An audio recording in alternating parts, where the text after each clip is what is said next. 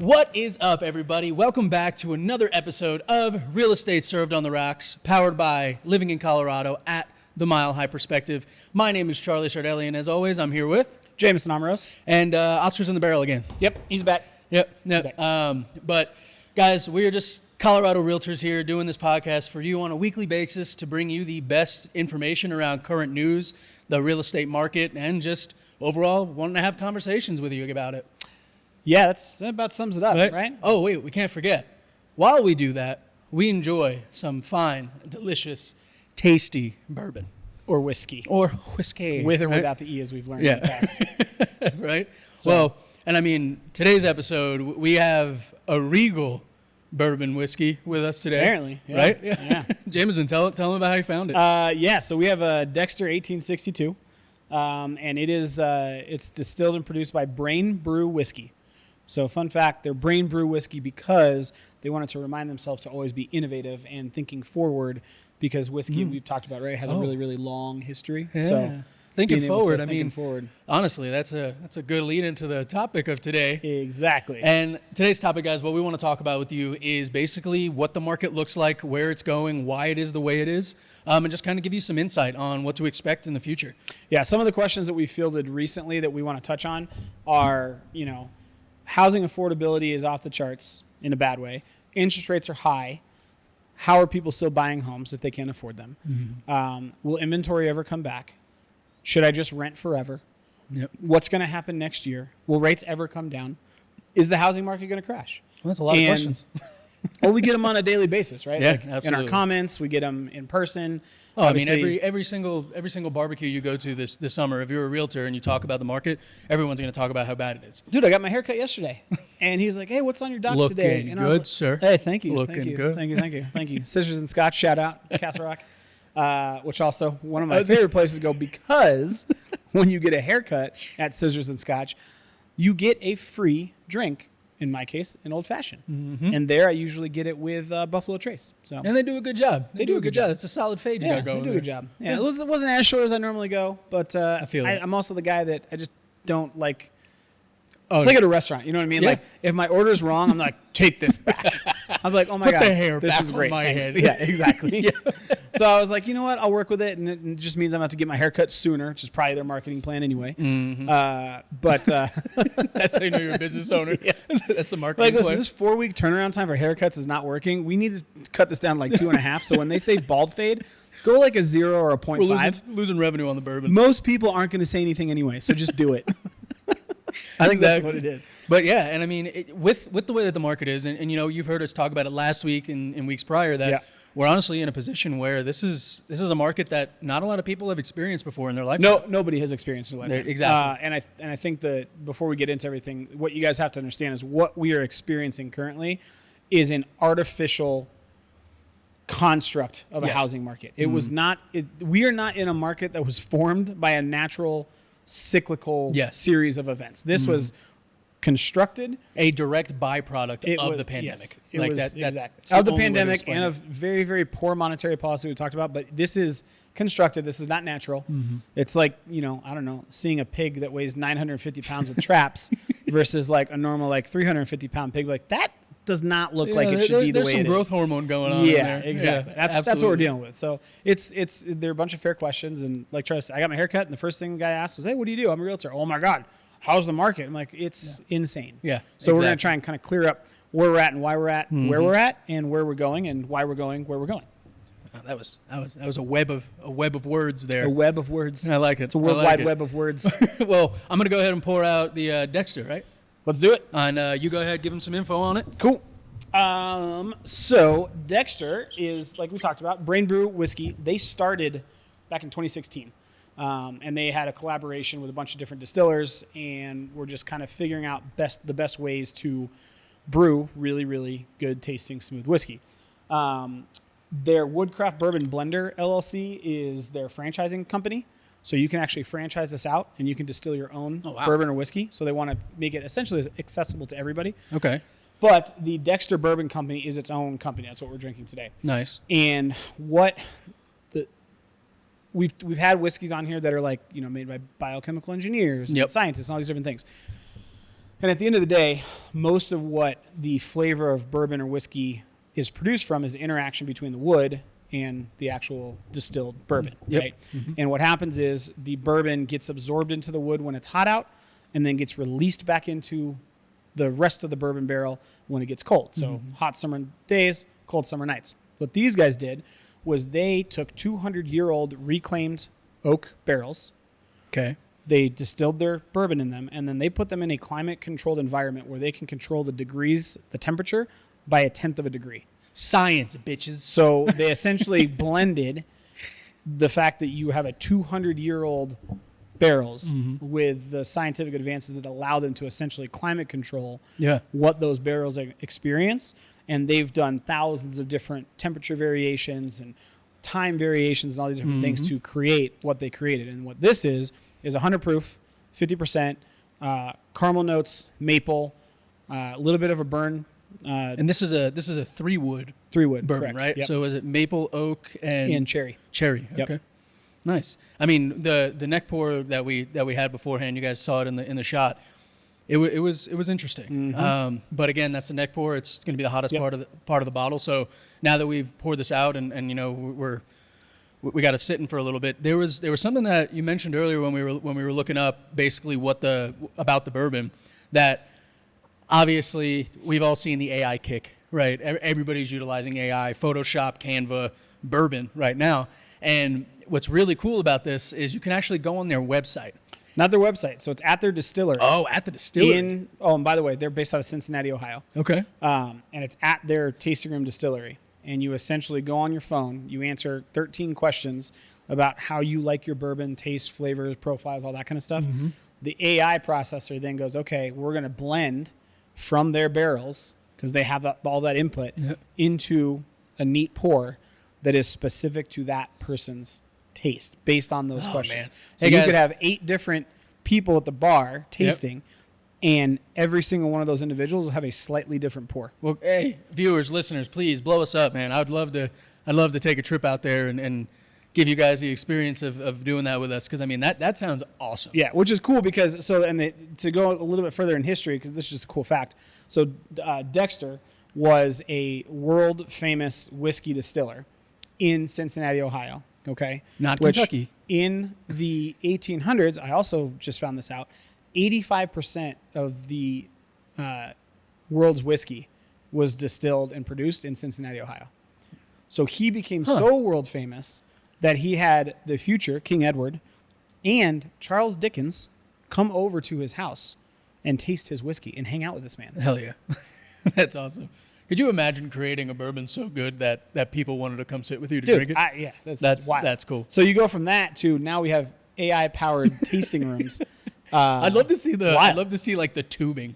I know, right? On how it pulls, because like that. I don't know why, but that's just me. Like the OCD in me, I would love to just see the individual bourbons. Like, so I can't decide if I'd rather see like a really, really new age like polyurethane see-through tube with like neon lights that light up because it's AI, or you have this AI-powered system and it's just like steaming hunk of rustic copper, like just apparatus. Just every time it pushes a new bourbon, it's like exactly. Yeah. It's like an old school locomotive train, but powered by AI, and I think it'd be fun to see. I like it. The old mixing with the new. Right? Yeah, exactly. And I mean, you said that this is top 100 in spirits. So it's So in 2020, it was voted top 100 spirits in the world, which includes spirits, right? Yeah. Not Casper the Friendly Ghost spirits, but whiskey, vodka, gin, rum, bourbon, all that kind of stuff, cognac, all that, right? Of the top 100 spirits in the world, only 12 were bourbons, and this is one of them. All right. Well, I'm excited you guys get to come along on this tasting journey with us, because I mean, I'm ready for it. But honestly, we didn't have it opening before, and so I'm interested to see, especially with the glass, how it works and how it smells, how it tastes. So let's go ahead and get into it. Let's do it. First off, of course, cheers. Oh yeah, can't forget Oscar in the barrel. It's like monkeys in a barrel. Yeah, right.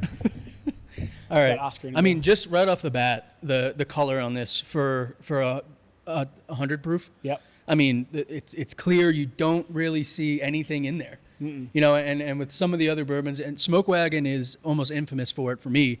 is you can see some of the particulates in it. Yes. This is clear. The amber color. I mean, I could probably replace this with the guy's cane off of Jurassic Park for the amber color, and it would work perfectly. Yeah. And does yours have a fossilized mosquito? Like the legs on it, even. It not very runny, a lot of structure to it. Especially with how sweet it smells. Yeah, I would kind of expect it to be absolutely. a little bit stickier, but wow. Yeah, and I mean for 100 proof, just right on the nose. I mean, you can definitely smell the ethanol. Like you can smell the burn, but it goes away. Nothing compared to like the 120 we had last week. No. No, my nostrils are still clear. Yeah. from Knob Creek. Matter of fact, it's in my house, and I have not tasted it since. Yeah, I mean, just the notes, that maple, the sweetness of the wood. You get the cherry a little bit. Yeah, it punches through. Mm-hmm. All right, I'm gonna go ahead and get this sip in here. Oh yeah. Oh yeah. That's a top 100 spirit first sip. That is very good. One of the things, like especially with higher proofs, right, 100 and up, if I take a sip and I hold it in my mouth, I kind of would like to see how quickly the burn starts to set into where like half to swallow. This is very smooth. Yeah, even with the breathe through. I mean, it's a beautiful contrast from last week where the burn just smacked you the whole time. But it more caresses you. Yes. More lovingly. Treat you right. Yeah, I was abused last week. Yeah. That was 100%. That was like a military parent versus this is more of like a house on Put the hair mom. on your chest. Yeah. Enjoy it a little bit more. Yes. As far as the flavor goes, I mean the complexity is definitely there. Even on the first sip, the burn you definitely get it, but 100% immediately gives way to the flavors. Yeah, I think it's High West. It is High West. Yeah. And we haven't had it on this show. Charlie's tasted it though. It has a limited edition bourbon that they come out with once a year called Midsummer Night's Dram. I think it's one of my all-time favorite whiskeys. I can see the comparison. This is sure. very similar. Yeah, and I mean, I'm just honestly, it's becoming more evident to me that the higher the proof, and I think 100 is kind of our sweet spot. That the better flavor complexity that you have at the higher proof definitely adds to the overall like enjoyment and satisfaction from the bourbon rather than last week. Again, we rated it all right. It was good for what it was, especially once you put the water in it. But at the same time, I like to always think of our bourbons as first-time drinkers. Yep. And this is definitely something that I could see somebody enjoying at Dude, if that somebody first showed sip. up to like a poker night or something with a bottle of this, I'd be like, Well, and even like I'll see if I can put the close-up on it again. The bottle. yeah, it's just like a regal. Yeah, it is. I like it. It like looks really I good. feel like it's regal, but I also feel like you ever watch Westworld? No, I have not. No, okay. Well, if you guys haven't watched Westworld, I'm not a watcher of things. Anyway, speaking of AI and robots and all that shit, it's kind of topical, honestly. But it reminds me, Westworld is based in like an old West fantasy town, run by robots, and then humans take a train in to experience these hyper realistic robots, and they can do whatever they want with them because they're programmed or whatever, right? But there's always an old school saloon. Yeah. And on the shelving behind, it's always a dusty bottle of whiskey because that's what they drink. And the shape of the bottles looks exactly like this. The color looks the same. So it kind of just transports me back to I'm in like Westworld. somewhere in the old West where I'm like, the bartender's shining the glass while he's talking to me, and with a really dirty rag that wouldn't clean pass. the It wouldn't pass. He used his spit to clean it up. Yeah, the FDA. Not proven. Not or supported. the county health inspections is what I meant Well, to say. and I mean, in all reality, like it's always the flavor for me. And again, I've talked about it in the past. I have a sweet palate. Yeah. And that for me is immediately after that, after you get the first sip, you get past the burn, you get that spice. Yep. You taste the spices that are in it.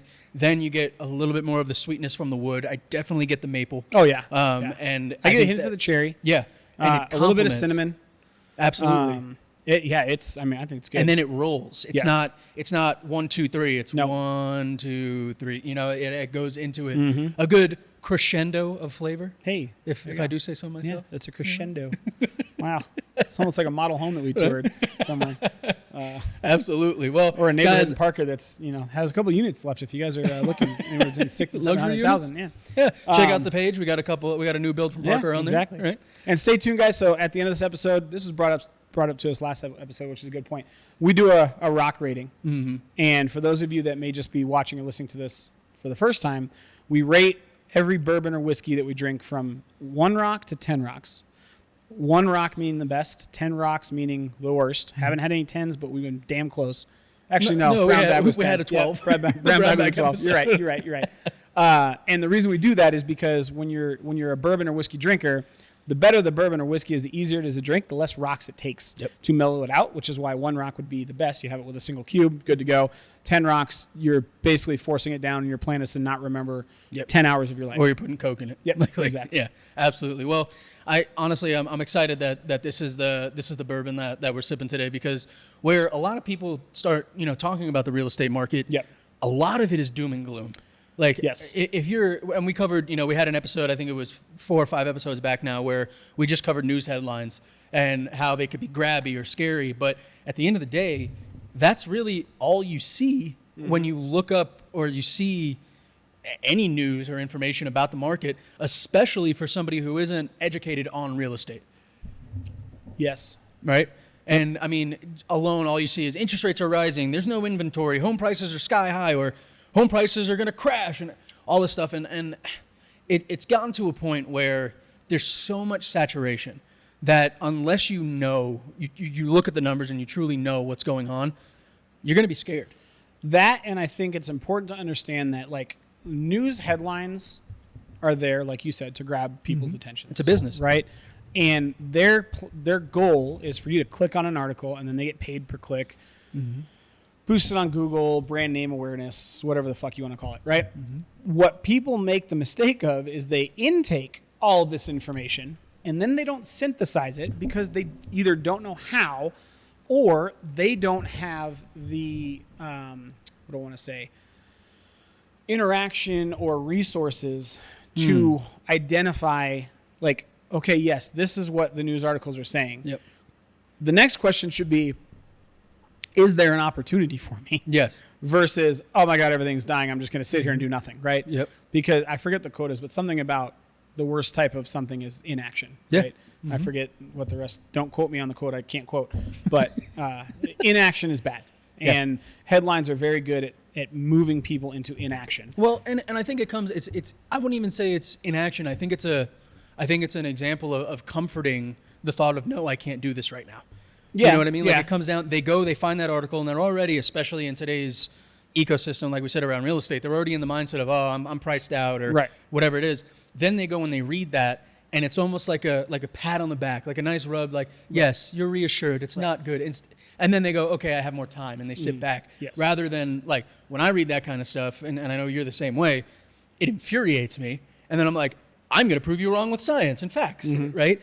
And so then that's when I get the drive to go look into it more. And that's honestly why we wanted to talk about this, because if you look at the headlines, we're heading for a nosedive right towards the ground. But if you actually start to look at the numbers, that's what's coming and stuff like that, there's a good opportunity ahead of us. Yeah, I think so. I think I would say that there is a train that is currently at the station that very few people are getting I hear on, the train right? coming. But There's once that rolling train around. leaves, you're going to have a hard time catching another train. Yes. Unless something, again, Black Swan level happens, Yes, right? absolutely. So Charlie, why don't you kind of talk to us a little bit about where we're at in the market currently? Yeah. As of, what is it, July 2023 of 2023. Where is this housing market at? You can go nationwide, you can go Colorado specific. Where are we at? So I mean, honestly, if you're looking at the nation, if you're looking at the numbers now, home prices are elevated with elevated interest rates. So what you're seeing is a lot of people can't really get into homes that they've been preparing to get into. And what I mean by that is, if you think about the math of it, right? If you have, and I'm using Colorado as an example, and again, guys, don't forget, Colorado is kind of a extreme example because of the growth that we've seen compared to other states around the country. Any western state, I think. Western major metropolitan area is going to be an outlier a little bit. But now think about that. You have a house that on average is $600,000, and with interest rates creeping up to 8%, you're looking at about a $5,300 to $5,500 a month mortgage payment. And with the average income of an American home being around $45,000 to $50,000 nationwide, that's a scary number to see. And another thing to kind of point out with that is that whenever you see these nationwide, kind of numbers and statistics, take it with a grain of salt, because you have such extreme outliers like California, Texas, Colorado, and New York, Florida, that are influencing states like Wyoming, Kentucky, Mississippi, Alabama. Montana. And Montana's going up because it's beautiful. And what's that show? Longhorn or Yellowstone? Yellowstone. Yeah. Yellowstone's bringing it up. Everybody wants to wear the cowboy hat and have the cowboy You want to be boyfriend, John girlfriend, Dutton, right? Yep. But overall, like, the market right now is I would say stagnant in a way, because of where home prices are with where interest rates are. Yeah, I think if you look at, I'll go Colorado specific, right? From June to July, we saw a 17% increase in the amount of listings that hit the market, right? Which on face value, you go, oh, wow, more listings are hitting the market. Inventory. Yep. However, that's 25% below July of last year, right? So we are still increasingly lower. So we always look at, from a national standpoint, the amount of transactions that happen in real estate, residential specifically, right? And in 2019, we did almost, I think it was 5.2 million homes were bought and sold. Yep. Fast forward to this last year in 2022, that dropped to 4.6 million. This year, they're projecting almost 4.2. Yep. So you're talking about a 20 to 25% drop in just transactions, right? Not just your month over month listings, all that transactions. Home prices, meanwhile, over the last, call it 8-9 months, have steadily declined. Yes. And if you guys remember back in January, we did a podcast kind of talking about where we think the market's going to go. And at that point, everybody's projection was, and this is why projections are funny, guys, and do your research. Everybody's projections were that home prices were going to decrease, or home values were going to decrease by anywhere from 5 to 15%. But 5 was like the most bullish version. And that was in January. Fast forward to June, they redid their projections. And now they're saying, well, actually, we think it's going to stabilize a little bit. And we're thinking anywhere from flat to 1.3 to 2% increase for the rest of 2023. So when we talk about where the market's at, this is where the market's at. We have less inventory than we did last year, which was historically low. So we're going to have historically low inventory again this year.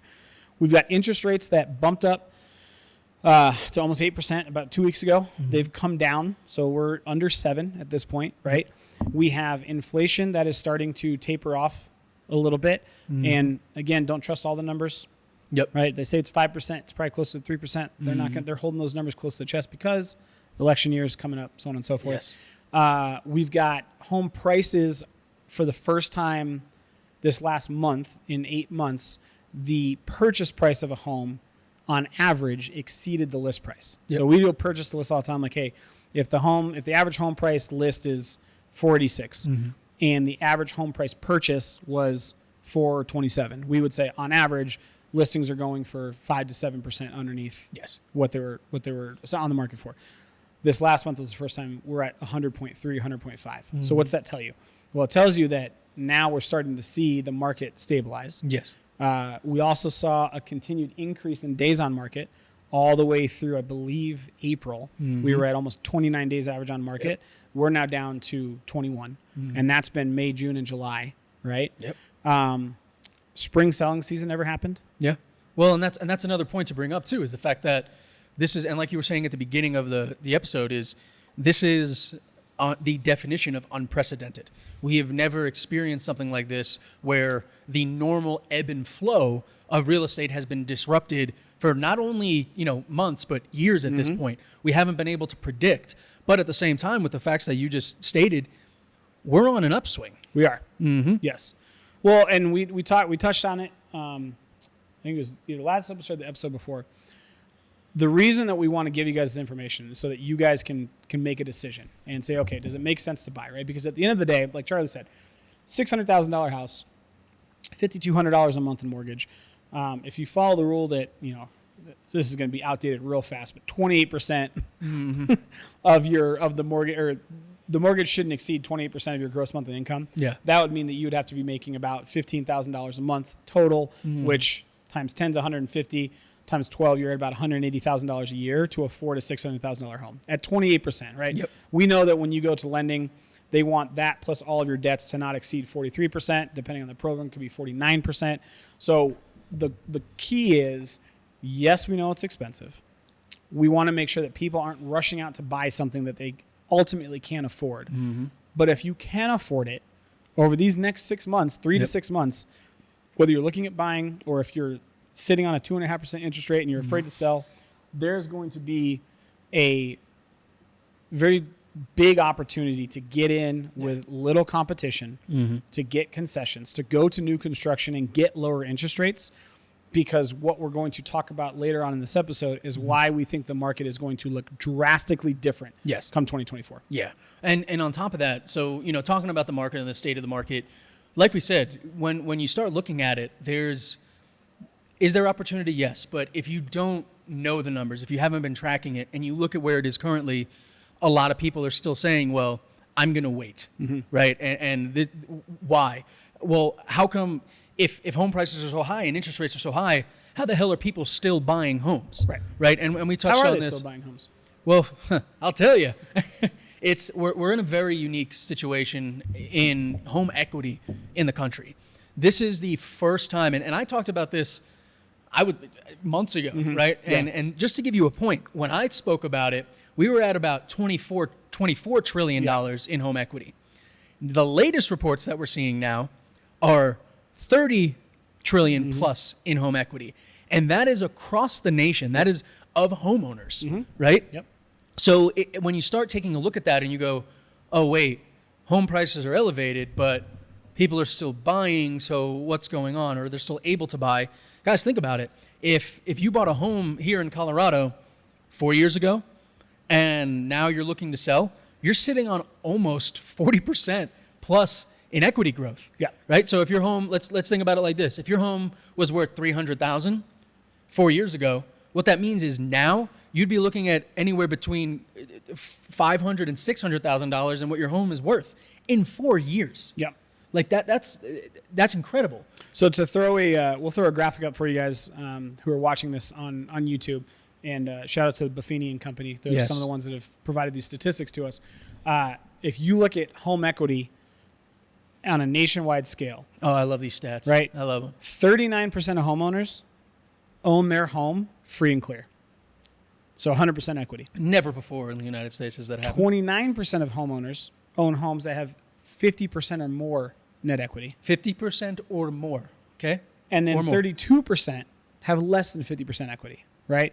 So if you take that whole pie, what you're essentially saying is of the, I think it was is there 180 million single family homes in the United States, something like that. Of those homes, 68% are sitting on equity 50% or more. And if the average home price is throughout the U.S. is $450? $450? Yeah. What's 50% of 450? Jeez, at $225. Like $225? Boom, I did it. So 60. Thank you, New York education system. 68%.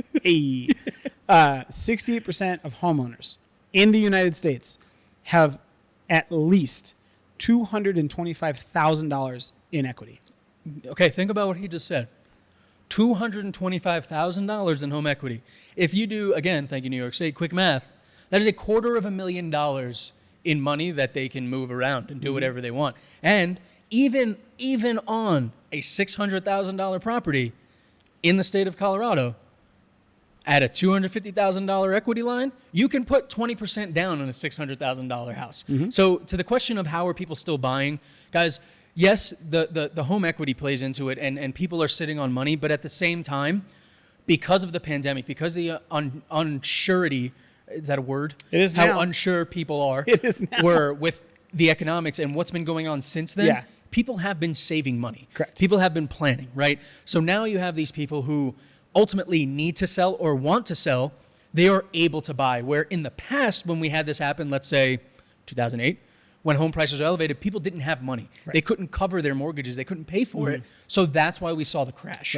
Right. It couldn't be covered. Now, everybody's just sitting on their gold, waiting for an opportunity, waiting for a reason. I just had a meeting yesterday with a couple videography coworkers, and she I asked her, they found out I was a realtor on the side as well, started talking to her about, homes. And she said, yeah, I had a 2.8% from 3 years ago, but I wanted to upgrade.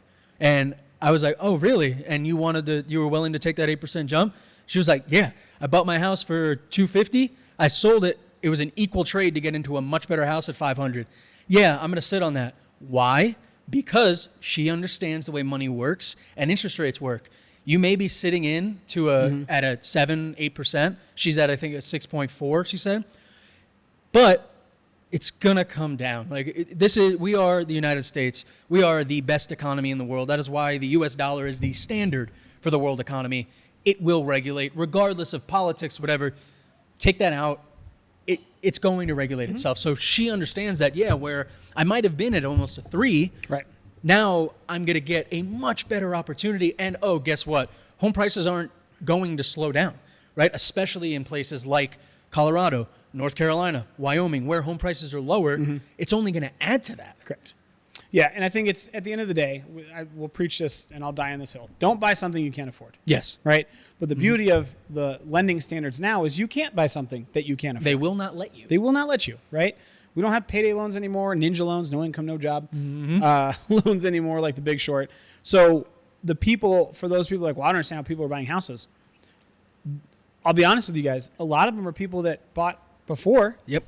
And used it and lived in it and gained equity and paid off principal and now can trade it in for something else. Oh, right? Oh, you mean they leveraged their money? Correct. Exactly. Or they put a plan in place to use down payment assistance programs to get in for a lot cheaper. That way they could keep more money in savings in case something did happen. They job hopped, which millennials are famous for. Notorious. And they should continue to do so because, goddamn it, work for somebody that pays you what you're worth. Yep. So, yeah, people are buying houses. And then, like Charlie said, you've got marriage, divorce, birth, death, college, all these different life events that are going to force people. If you have a 2-bedroom, 2-bath condo and you're having your third kid, you're going to want a single-family home. It's also interesting, too, because look at how the standard of living has grown in the country in a generation and a half, right? I mean, I remember there was a period of time where I shared a room with my little sister, but now people don't want that. They don't. It's become a thing where they're going, I don't need to do that, right? Especially if they have equity. Yep. No, I agree. Like I said, I mean, when you talk about where the state of the market is right now, I think that home prices bottomed a month ago. Yeah. I think interest rates topped or bottomed. It's a weird side conversation, but anyway, topped out or bottomed out. That's probably better. Okay, yeah, that's a good way to put it. More appropriate. We don't want to have any certain visitors on our YouTube making comments. More appropriate. We welcome everybody. They probably topped out at 8% like 3 weeks ago, and we've talked about it before. The Fed has seen inflation come down, so we may see a rate hike here in a week. It'll be a small one if we do.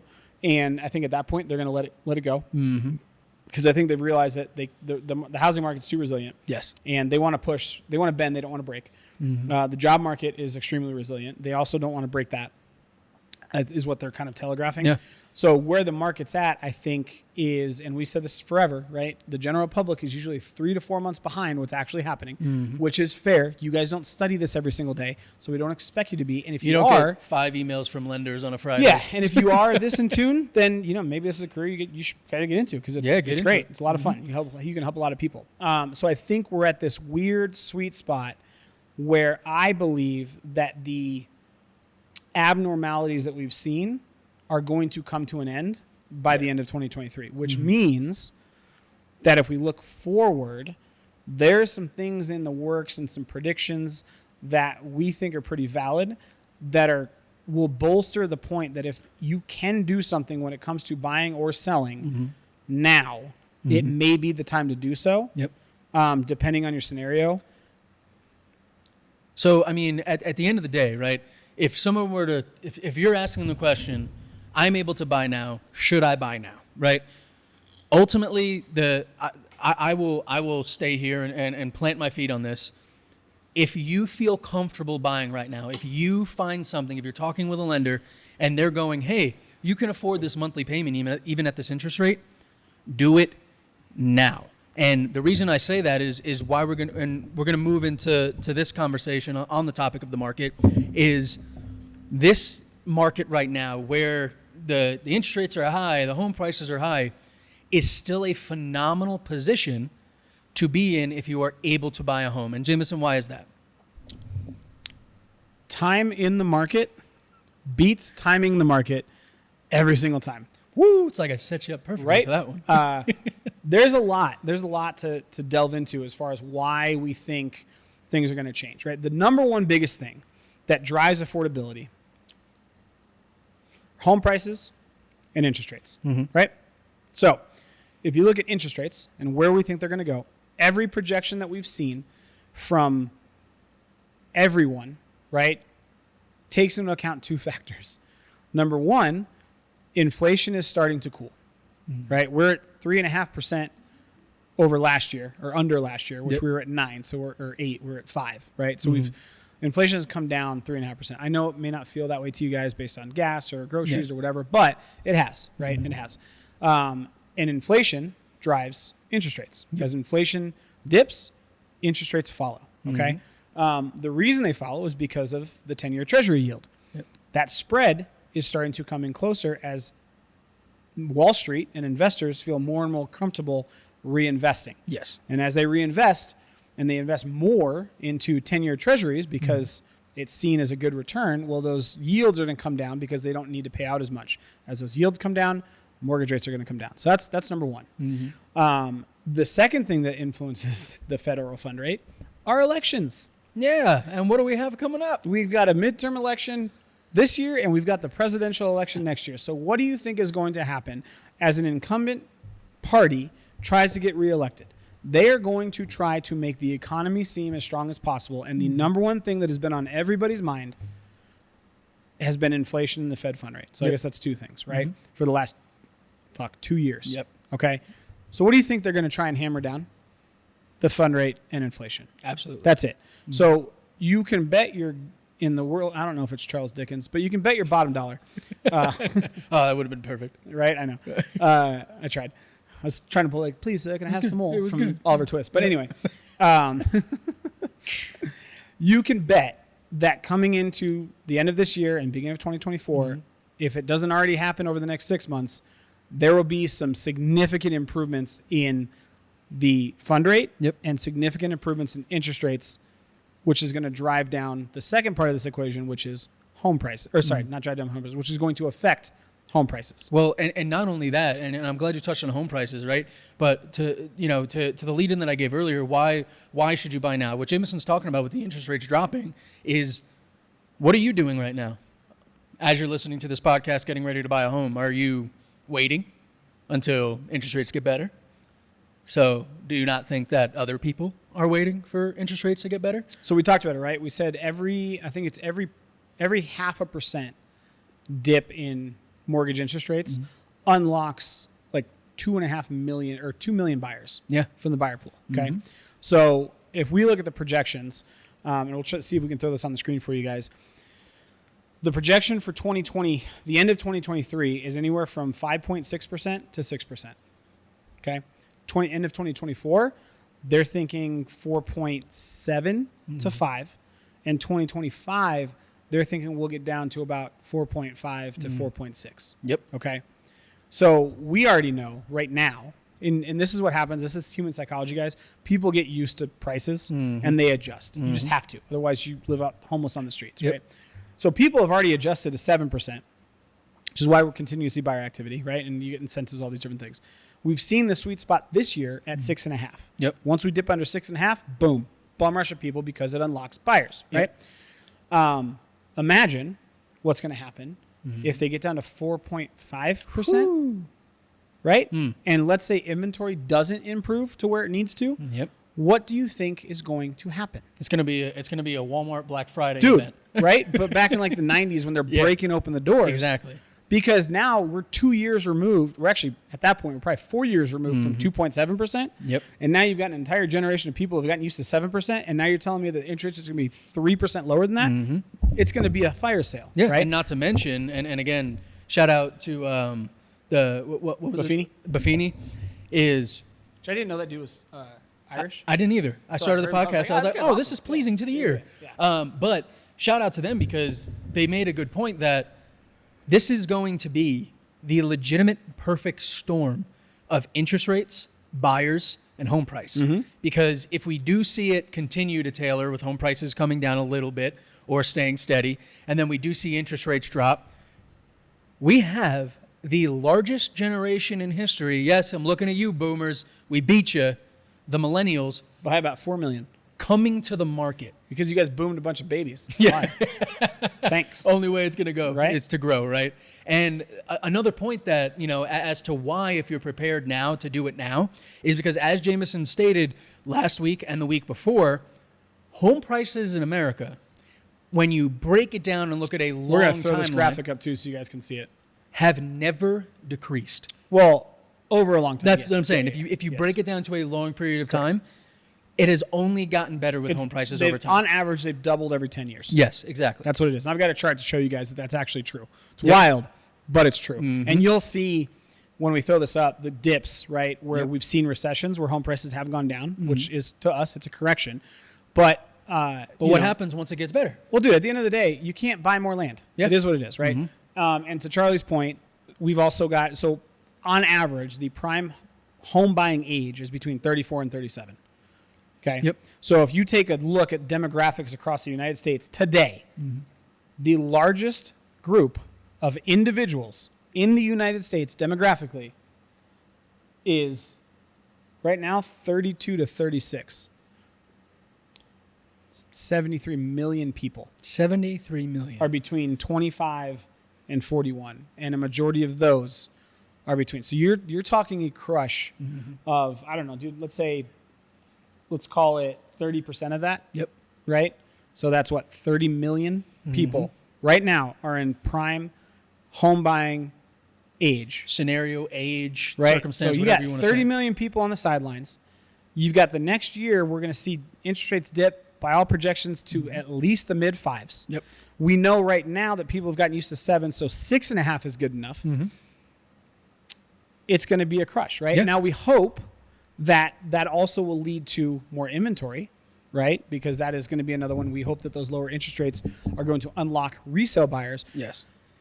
I don't know if that'll happen until we hit 5 and Yeah. under, just based on the spread, right? Because we did say that I think it's 92% of, or plus 90% of homeowners right now have a mortgage under 6%. Yes. Right? And I think it's like 60% are under 5. Yeah. So we got to unlock those people. And in order Yes. to unlock it, we got to be within a range of, okay, it makes sense to cash my equity, maybe get a little bit higher of an interest rate, but I can buy my dream home, Yes. right? So there's some positives for you guys. And 2025, I mean, you see 4.5 interest rates, you're going to see, we'll see transactions, right? And they've actually projected, I talked about it earlier. I want to say it was 5.2 million transactions in 2019. So they're projecting in 2025 that we'll see 5.6 million transactions, which would make it the third or fourth largest amount of transactions in real estate in history. In history. Right? So do you want to be a part of it? Yeah. Right? Or do you want to be a part of the herd that's all of a sudden over the next year or two going, oh my God, I've submitted 37 offers. I'm burnt out. I'm exhausted. I don't want to do it anymore. I'm never going to buy a house, right? Right now is the time. And from a selling standpoint, it's the same thing, because if you're sitting there going, well, I want to buy my dream home, but I have a 2.875% interest rate, okay? And I don't want to get into a 6, 6.5, 6.8. Yep. Look, new construction. Yeah. Okay. And understand that maybe, you might have to live in a newer community, but you can get a bigger house with incentives. Well, and I think that brings up a very, very good point. And something that this is where the millennials are coming into the buying market. But something that I want to address is that millennials enjoy comfort, right? And what I mean by that is, if you're ready and prepared to buy, be aware that if you wait for interest rates to drop and you go in, you are going to go through months of battles of having to give more, pay more, go up against, like I said, 30 people at a time, or Jamison said 30 people at a time on an offer. And it's just not going to be a comfortable scenario. It's not going to be a situation that you honestly want to go through, because you guys already don't like us real estate agents calling you, about your homes. Now imagine I have a contract that has a 4 p.m. deadline on a Saturday, and we put an offer in on a Friday, and now we have 12 offers to compete with, and that agent's updating me. What do you think I'm going to do? Right. I'm going to update you on every update that I get, right? But again, that's because I want you to get the property. Right. But at the same time, when it comes to comfort and compromise, recognize that you're not, if you want your dream house on your first house, it's a pipe dream. And what I mean by that is 10 years ago, yeah, you could do that. You could probably work that, interest rates, home prices. But now the way that the market's set up, please don't trick yourself into thinking that you're going to get something that you're going to stay in for 30 plus years.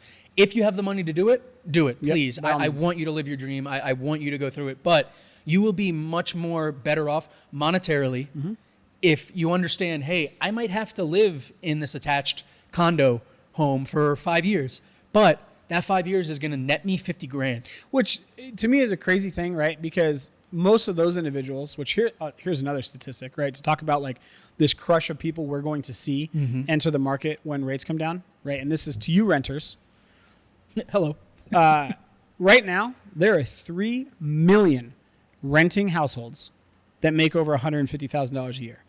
We just talked about it, saying a $600,000 home at today's rates is about $5,200 a month. Okay, you dip 1.5%. Now all of a sudden, that goes to $4,000 a month.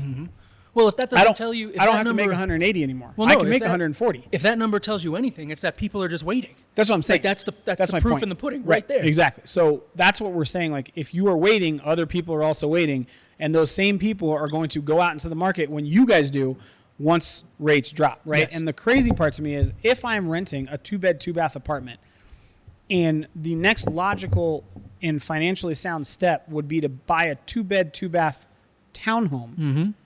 And it's like, well, I don't feel like I upgraded. Well, you did because you're making money. Yeah, and that's and the reason I bring it up ultimately is like, you know, Alicia and I, she moved in with me in March, and this is the first time that I've had a vision of the future where I personally am willing to spend money on the house, and I want that property. Now we're starting to have talks of like, hey, what do you want to do? And you know, there's places behind me right now that are $475. Is it ideal? No, I don't want a 3-story townhome kind of feel with a patio at the top where my next door neighbor's right next to me and I can give him a high five. But at the end of the day, if my rent goes up to $2,200 and I can get into a new build at 4.5% with that, I'm going to do it. So baby, I'm sorry, but we got to bite the bullet for 5 years. Well, it's not biting the bullet. All you're doing is you're changing assets, right? Yeah. You're saying I'm either going to go from paying 100% interest rate on my rent to 4.5% interest rate on my rent. That's a 93.5% or 95.5%, 96.5% change in the amount of interest you're paying, right? Because, and again, I get it. Well, I'm still taking money to the bank, whatever, but you're paying off a principal so that if I were to, you can't sell an apartment, right? Like, give me something where you can, besides, I don't know, stocks, crypto, whatever. That, but live in it for 5 years, and you can net 50 grand. Look at these. Look at the headlines and the news of people who are renting right now that are getting in trouble because they're Airbnb-ing their second bedroom. Well, you just said you go up to $2,200 a month, right? Okay, so let's do the math real quick for you guys that are slow. And you pay how much now? $2,000. Cool. So $200 a month. Okay. Oh, neither of us have the phone. Anyway. $200 a month times 10 months is $2,000 a year. So $2,400 a year is what you'd be paying extra. So let's say you're in there for 4 years. That's 10 grand, roughly. Okay. So you're going to pay an extra $10,000 in 4 years. But in 4 years, that property is going to appreciate $50,000 on the low end. Exactly. What you're telling me is I paid 10 grand to make 50. And the entire time, that extra 10 grand I paid, I was able to enjoy a slightly larger space. Not renting, the same amenities, pool, workout center. My utilities are somewhat paid for. Most of the time. Most of the time. I still got cable. I still have internet. I have a roof over my head. And I can do whatever I want to it. Right. I can knock down a wall. I can change the flooring. I can upgrade the kitchen. I can buy new appliances. I can do all that. It's going to cost me 10 grand over 4 years to make 50. Yes. Who who doesn't take that bet? Well, I mean, Warren Buffett said it the best. People are about fast money, not long money. Right? So and that's ultimately what it comes down to. It's a great point. Yeah. Here's something that, and I'm going to read these, and I'm going to make Charlie do some editing magic and just put them on the screen, because I know that there are people that are listening to this, watching this clip on TikTok, whatever it is, going, okay, it's two dudes drinking bourbon. They don't know shit. Yep. All right, cool. That's fine. So I'm going to give you 4 quotes from different chief economists that have been doing this longer than I've been alive. Ooh, shotgun it. All right, and I'm going to shotgun it. Yeah. Cool. I'm going to give you the name and then the quote. So number 1, Sam Cater. He is the chief economist for Freddie Mac, which, by the way, does every single FHA loan and government-backed mortgage in the entire United States. Here's his quote. With the rate of inflation, decelerating rates should gently decline over the course of 2023. Number 2, Robert Frick, corporate economist, Navy Federal Credit Union, one of the largest providers of VA loans in the entire United States. Be prepared to jump on a dip in rates. What a freaking good idea. What a freaking good idea. Michael Fraternonti, he is the chief economist and senior vice president of research for the MBA, which is the Mortgage Bankers Association. If you know that Mortgage Bankers Association, it is essentially an unbiased third party that tracks where mortgage rates go, bonds, yields, treasuries, etc. Our forecast is for a 30-year mortgage rate to be closer to about 5.5% by the end of this year and drop even a little bit lower next year. Okay? We got the backing, guys. We got the backing. I got 2 more. Lawrence Yun, National Association of Realtors chief economist. Okay? Mortgage rates will drop, with the 30-year fixed mortgage rate progressively falling to 6% this year and to 5.6% in 2024. Give me the last one. And the last one is that was it. That's all I got. Oh, that was it. That was it. I got 4. I got 4. Yep, I got 4. I thought I had 5. I have 4. It's okay. But 4 from 4 very different sources. All chief economists, all people that have a vested interest in rates going lower because it makes everybody in our industry more money. That have resumes that are, we're not if going you to fucking lie, out, taller and than me. Correct. Right? Yes. Like that have been doing this, that Correct. know, right? Yes. And guys, ultimately what it comes down to is, again, I've said it, and I, like Jamison said, I would die on this hill. We stand on the backs of the giants that came before us.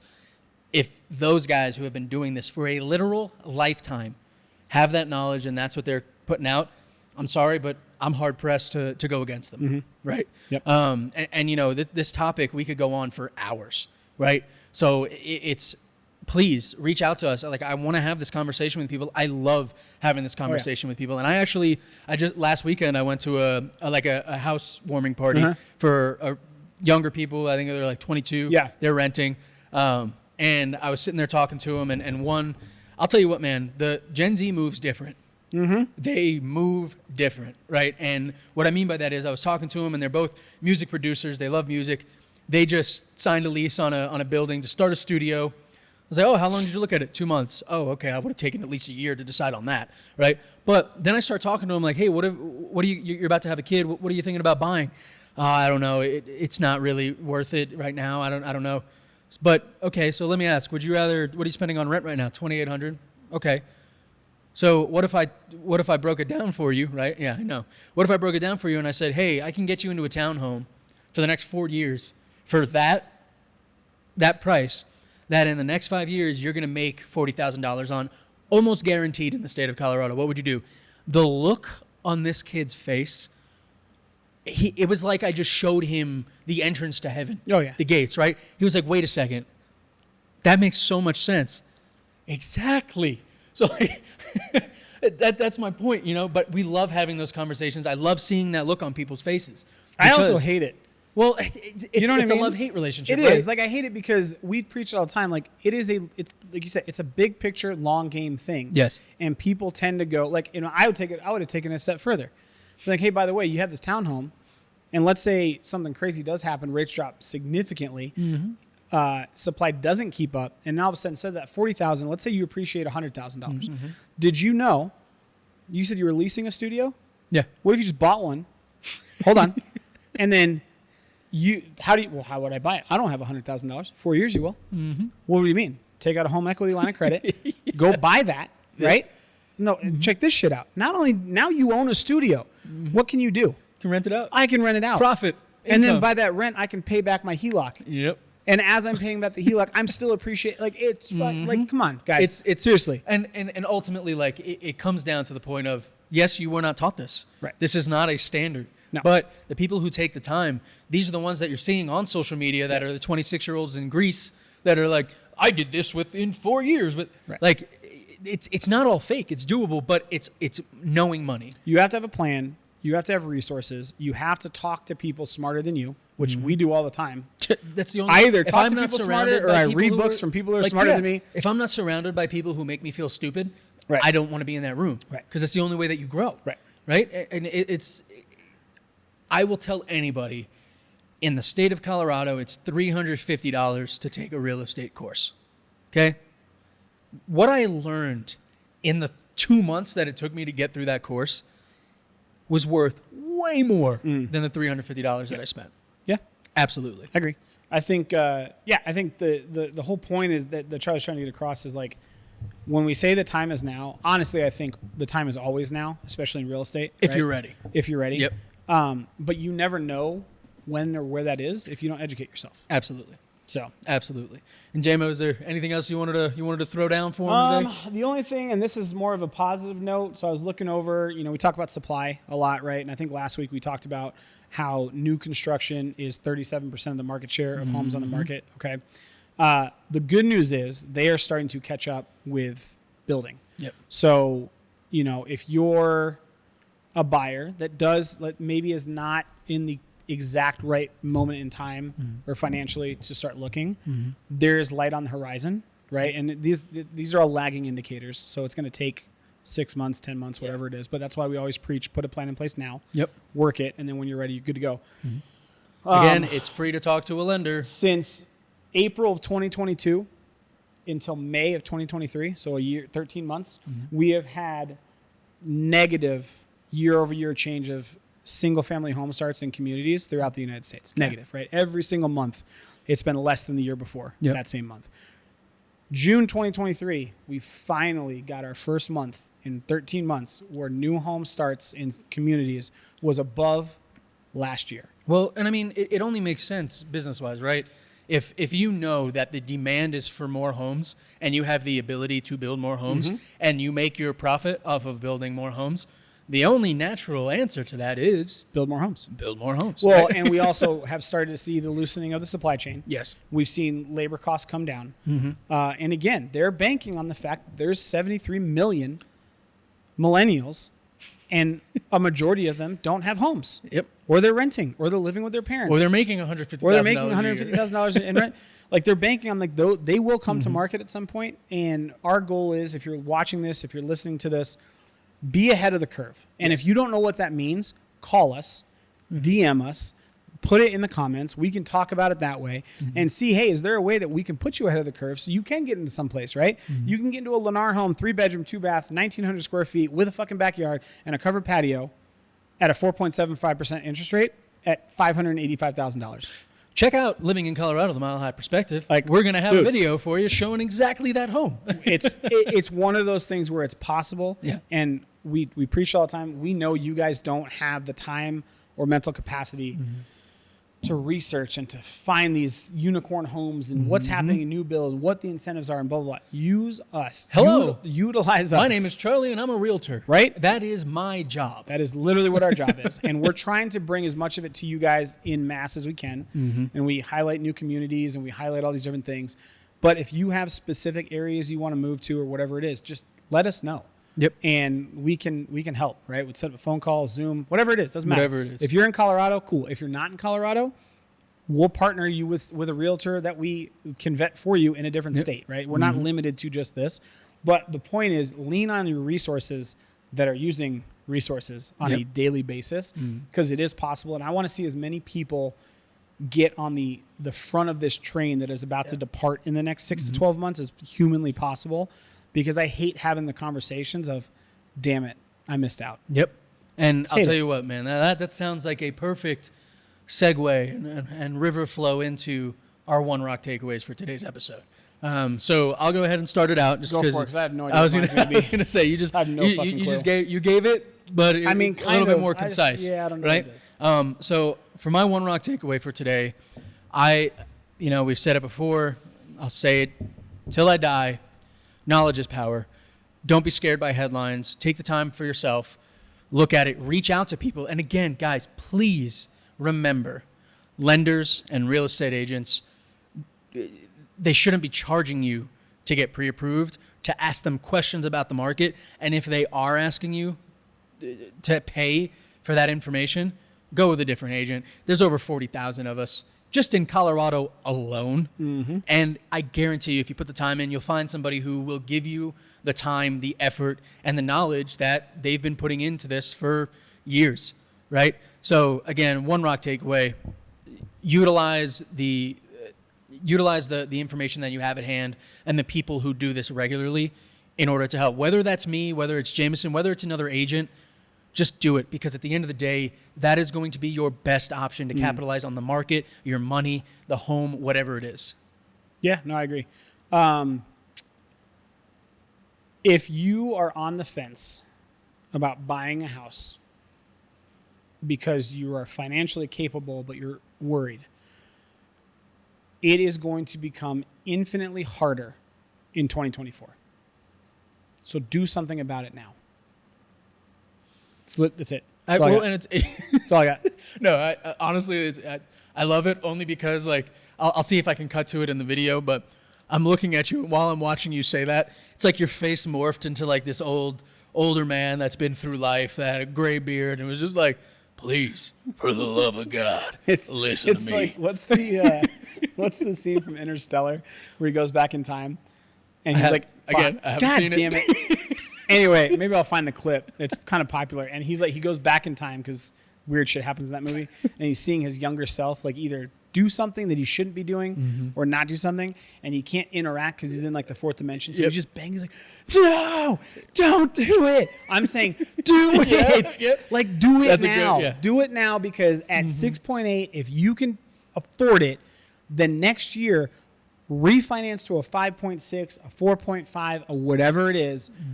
If you can afford it, do it now, because right now you might compete with 1 to 2 different offers, but you still have new builds to contend with. In 2024, if those rates drop, there will be a tidal wave of buyers that you are now going to compete against, and all of you are going to be frustrated. Like a World War Z style. It's going to be bad of bodies. It right? is going to be bad, and I'm calling it right now. 2024 for buyers. If this, the one caveat, if new construction does not pick back up.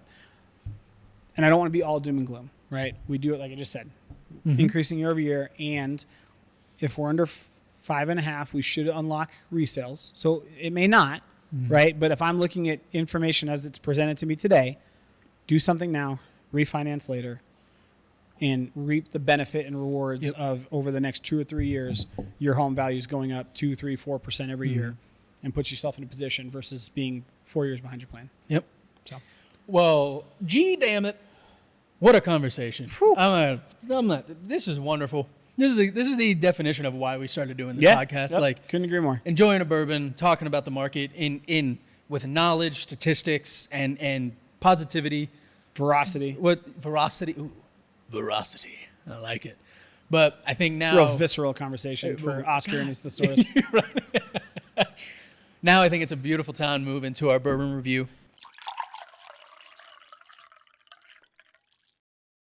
Remind me, how do we rate these again, Charlie, just for the viewers that maybe came in halfway through? So, we do it on a rock rating. We do. On a scale of 1 to 10, 1 being the best, 10 being the worst. And why because is that? When it comes to bourbon, if you want to put a rock in it and you want to just dilute it a little bit, maybe a lot, that depends on how good the bourbon is, right? It's like golf, baby. Lower score, the better. Yep. Yes, exactly. And holy shit. I did the rare second pour on today's episode only because, like, Es muy bueno. it's muy bueno. Es muy bueno. Right? I delightfully blown away. And it honestly adds to, like we've said in past episodes, the better the bourbon, the better the conversation, right? And Probably because you drink more, so the lips it get flows looser. a little bit easier. So all of a sudden it's like, yeah, fuck it, I'm gonna say whatever I want. Yeah, exactly. Exactly. Yep. I'm gonna let you, since I took the one rock takeaway, I'm gonna let you start on the rock rating. Dude, I'm not gonna lie, man. Well, let me ask you this. Okay. I didn't tell you how much this cost. Mm-hmm. Give me what do you think it cost? $70. Okay. It's $59. Okay. So, All right. I'm not gonna lie, I haven't really found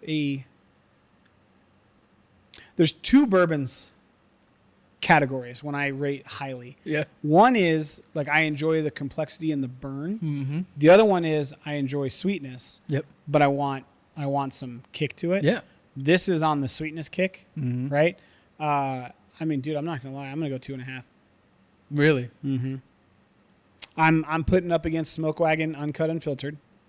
I'm going to put it up against the Elijah Craig Private Barrel Select. Mm-hmm. For the simple fact that this is $20 to $30 cheaper than both of those. Yep. And I could sip this neat all fucking day long. Mm-hmm. It's got complexity. It's got upfront heat. I love the story. Ironically, because somebody that writes stories is part of this history. Yep.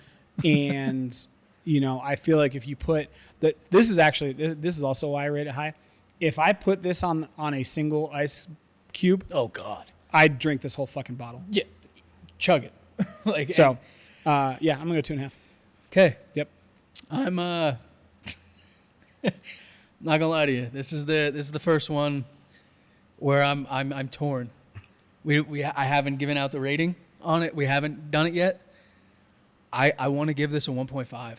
Woo! I do. It's good, huh? Like, and for me, it's not only the complexity of the flavor, but again, It makes sense because you have a sweet profile too. Exactly. Yes. And I think that's really what does it for me is it covers all the bases. Yeah. You get the burn at the beginning. You get the complexity with spices on it where it doesn't flow into the sweetness immediately, but then it finishes with just it's this beautiful velvety. Yeah, yeah. It's velvety. Beautiful sweetness to it that honestly, this is the first one.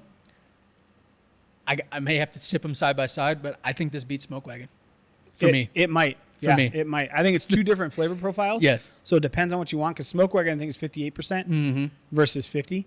So it'd be interesting to taste a higher proof version of this Yes. side by side to Yeah. see if that sweetness still comes through. But I think if we take the average, this might be our highest rated bourbon. Yeah. And I'm not mad at it. no. I don't have Not any at all. complaints. I I mean, wouldn't fight. Even from the first sip, like even the neck pour, when we poured it out So originally. when I poured that taste, I was like, oh God. Yeah, yeah. gonna be Like good. we could have Because I'm pretty sure I think I gave Smoke Wagon a 2. yeah. So, and honestly, it's just because I am more of the, like, I guess where my head was 58% was almost as smooth as this Yeah. Yeah. for it being a higher proof. But I agree with you that if you have a fondness for sweet flavor profiles, Yep. Well, and Yeah. let me put it like this. This tastes to me like a cocktail without it being a cocktail. without it being a cocktail. Agreed. That's the complexity Yep, of the flavor agreed. for me. No, I'm blown away. Yeah. And this is a random pick. Yeah. Like you said, you were walking I past literally was it. like, that bottle looks cool. But hey, shout out to Dexter Bourbon. Whoever you guys paid at Bubbles to put that little yellow tag that said voted top 12 spirits in the world, that caught my attention. I was Yeah. like, well, now I got to fucking try it. Yep. But I agree. Yeah. I think we it's need to well deserved. we need to I think we're gonna not on an episode, maybe just like a separate video, the blind taste test where we put, so please don't drink the rest of it, at least leave 2 or 3 pours. I'm gonna leave it. Yeah. I still have the Knob Creek at home. I got to finish. Yeah. Yes. But I mean, No, this is fantastic. this is phenomenal. phenomenal. Like it's funny when you say like, especially because there's 50 different bourbon rating systems that they have. This person's 2021st, third. When I saw the bottle and I heard you be like, oh, top 100 spirits, I was like, okay, how did they get that? What did they twist in their testing to do that? No, this earns from the first sip, no drops of water, No. nothing, Nope. no ice cube. That's what I'm saying. Like I could sip this neat all day long. Yeah. I think it's phenomenal. Absolutely. Like, And you put it in a chilled glass. oh, dude. Yeah. That's what I'm saying. Yeah. Chilled glass, but maybe not necessarily an ice cube. Yes. And just let the condensation kind of. Yeah. Yeah. We're making moves out here, guys. That's- We're making moves. Yeah. If you guys. So again, Dexter, 1892. Uh-oh. I had cheat. You got to cheat it out. Yeah. Take a look at it. 3 wood. Oh, God. I think it's 1862. Anyway, Dexter 3 wood. Dexter, 3 wood.